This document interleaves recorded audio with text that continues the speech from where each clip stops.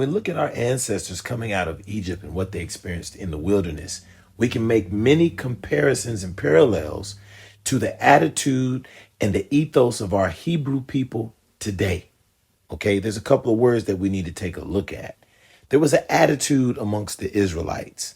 Okay, the scripture says that they grumbled against the Lord and that they practiced presumption.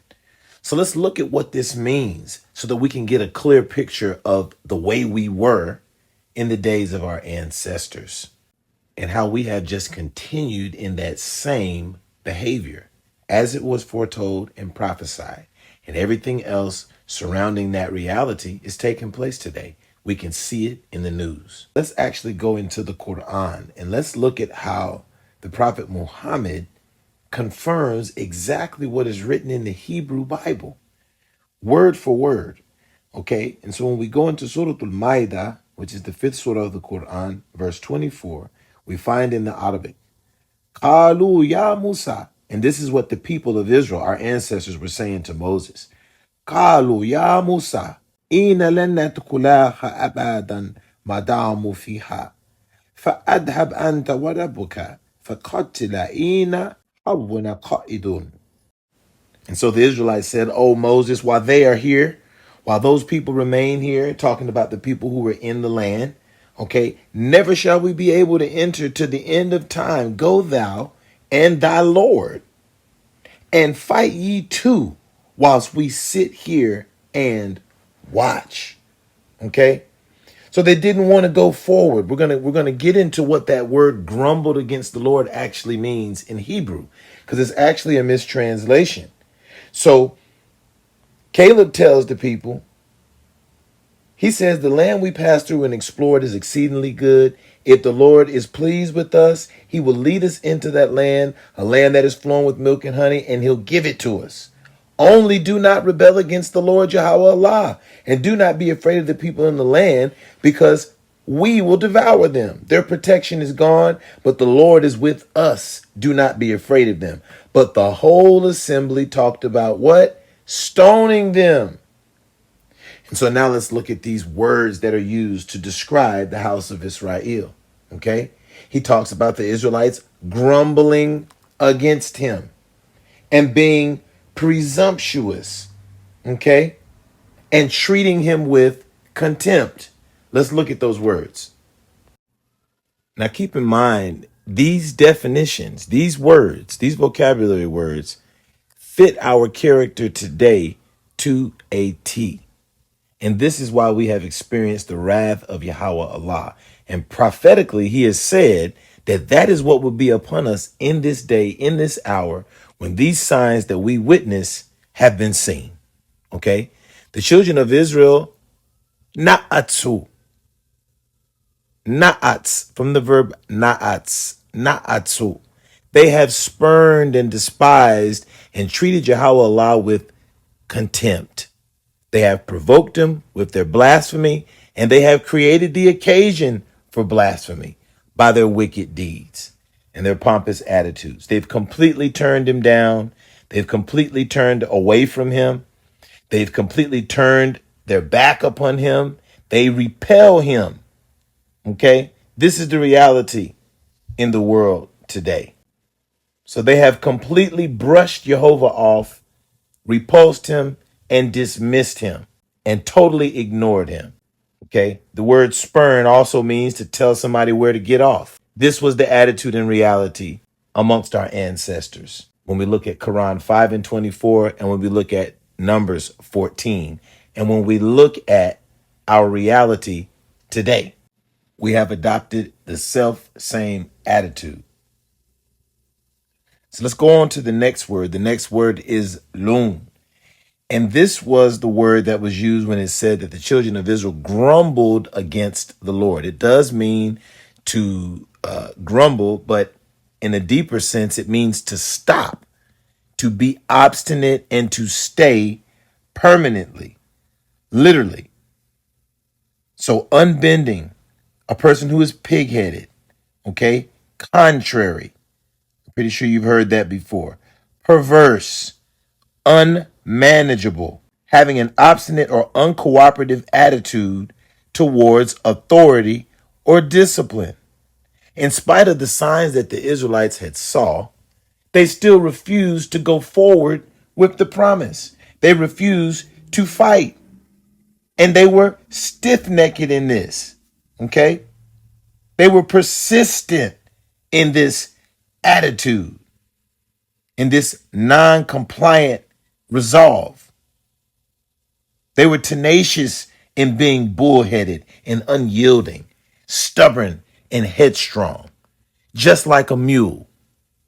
This was the attitude of the house of Israel. This word lun also means to camp out, okay, to lodge, to stay overnight. So the Israelites have done what? They've went camping. We were supposed to be traveling through the wilderness in order to reach a specific destination. But the Israelites today are satisfied with what they can put in their stomach, satisfied with satisfying themselves in their private areas. So it's okay. Let's just camp out. It doesn't matter about the promise. Bump the promise. It's about my stomach right now. It's about what I want. I'm going to satisfy my flesh and camp out and stop moving. So there was a powerful punishment that came upon those individuals that decided that they would no longer be willing to move in fulfillment of Yahweh's word. And they would no longer follow the command of Moses. These people had already went and made their own leadership. And Yahweh accuses them of having gathered against him. So these people were in a full-fledged conspiracy against the Most High. And this is why he says,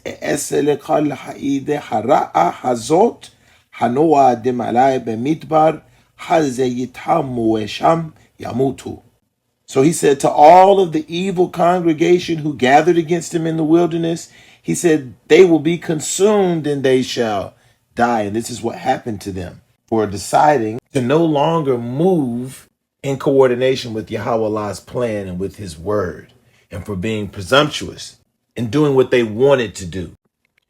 Israel ofelu. The next word, ofel, to swell, to be heedless.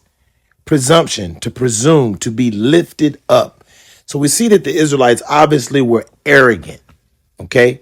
But they were swole up on all of the wrong stuff, okay? They were swole up in the flesh, okay? And this caused them to be heedless.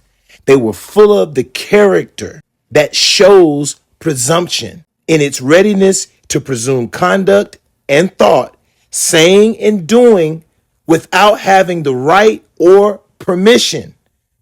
They had risen up their own leaders and established a new congregation inside the Kahilidat, inside the holy congregation. And this is exactly what has happened today.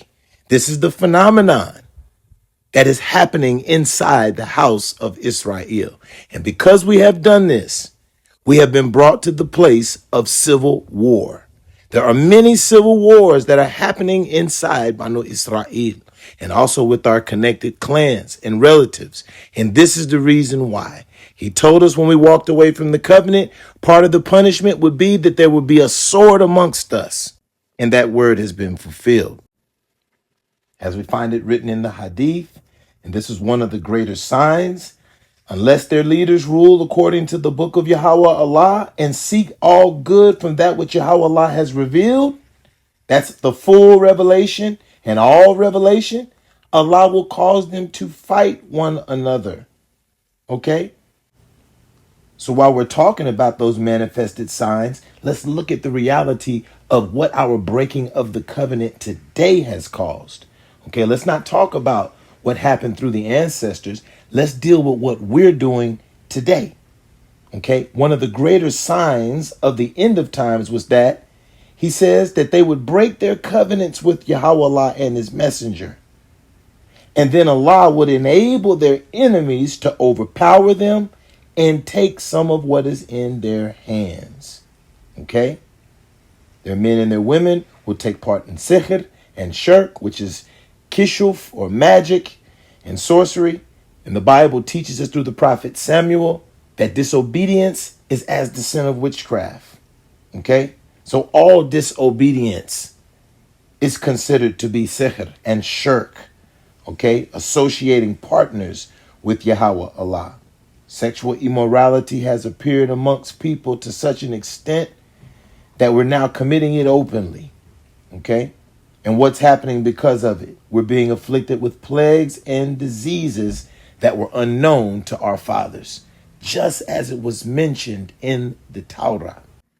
It's just so amazing to see these signs unfold before our very eyes in this amazing time to be alive.